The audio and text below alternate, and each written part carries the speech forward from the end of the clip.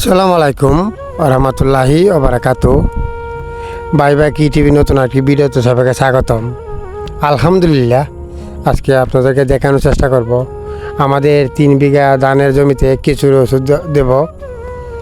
আসলে কেঁচুর ওষুধটা বের হয়ে আমাদের কৃষকদের কতটা উপকার হলো আজকে আপনাদেরকে ভিডিওতে বলার চেষ্টা করব, দেখানোর চেষ্টা করব। আপনারা সম্পূর্ণ ভিডিওটি না টেনে দেখতে থাকেন। আমাদের 4 বিঘা জমিতে ধান চাষ করা হয়েছে। আসলে আমাদের জমিগুলো রোপণ করার পর থেকে আর বৃষ্টি হয় না, তার কারণে জমিগুলো একেবারে শুকিয়ে গেছিল, তার জন্য কিছু ফুটে গেছে। আর এর আগে কিন্তু আমরা বৃষ্টির কারণে জমিগুলো রোপণ করতে পারছিলাম না, মানে অতিরিক্ত বৃষ্টি ছিল, পানি ছিল, তার কারণে জমিগুলো অনেক লেট হয়েছে রোপণ করতে পানির কারণে।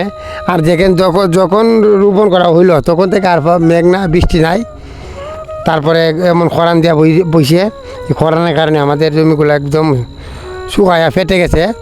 ফেটে যাওয়ার কারণে কিছুরও অনেক ফুটে গেছে। আমার প্রায় 2টা জমিতে একদম বেশি কিছু ফুটছে, যাকে ধান থেকে কেঁচুর বড়।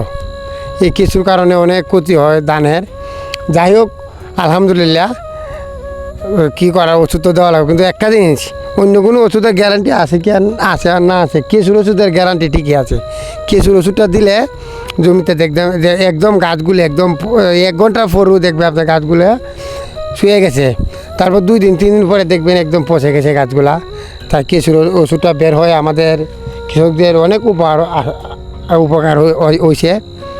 যাই হোক, আর ওই যেদিন আমি ওষুধ দেওয়া গেছিলাম এই জন্য অনেক রোদ ছিল, প্রচণ্ড রোদ ছিল, প্রায় তাপমাত্রা 38-এর মতন আছিল আমাদের এইদিকে। প্রচণ্ড গরম, মানে ওষুধ দিতে গিয়ে খুবই কষ্ট হয়েছে সেদিন। বলতে বন্ধু তো ছায়া না, রোদ, মারাত্মক রোদ ছিল সেদিন। যাই হোক, কষ্ট করার পরে ওষুধ দিলাম। আসলে 3 বিঘা জমিতে কেঁচুর ওষুধটা দেওয়া হলো। আসলে আমরা যারা কৃষিকাজ করি, আসলে আমরা যে পরিমাণ মেহনত করি, আসলে একটা কৃষক কী পরিমাণ মেহনত করা লাগে, যারা কৃষিকাজ করে তারা জানে। আর আপনি নিজে মেহনত না করতেন কৃষিকাজ করে আসলে লাভ হবে না। নিজে পরিশ্রম না করতে হলে কৃষিকাজ করলে অবশ্যই লস হবে। তাই আমি বেশিরভাগ আমার জমিগুলা কাজ আমি নিজেই করি। আর দেখেন, এত রোদের মাঝে আপনি কাজের লোকও পাবেন না, আপনাদের ওষুধটা দেওয়াইছেন, এই ওষুধটা দেওয়ার লোক পাবেন না। আসলে আমাদের এদিকে কাজের লোকের একটু সংকট, কারণ হচ্ছে গিয়া আমাদের এদিকে মিল ফ্যাক্টরি বেশি, বলতে ইন্ডাস্ট্রিয়াল এলাকা আমাদের এলাকা, তাই অনেক কোম্পানি বেশি আমাদের এদিকে। হওয়ার কারণে সবাই প্রায় কোম্পানিতে চলে গেছে। যারা আগে কাজ করতো তারা বেশি অংশ মানুষ কোম্পানিতে জয়েন করে ফেলছে। তাই তেমন একটা কাজের লোকও পাওয়া যায় না। আর কাজের লোক পাইতে গেলে অনেক ডিমান্ড ওনাদের। তাই আমাদের এদিকে কৃষি করতে গেলে নিজে বেশি পরিশ্রম করা লাগবে। কাজের লোকের উপর ভরসা করে কৃষি করলে এক তো কাজের লোকের পয়সা নেই বেশি, আর ওনারা যে কাজ করে এই কাজে মনে করেন আমরা যে কাজ করি সারাদিনে, মানে ওনারা যে 500-600 টাকা আমরা রোজ দিই, এরও কি আমরা প্রায় প্রতিদিন 1500-2000 টাকা কাজ করি এই হিসাব করলে।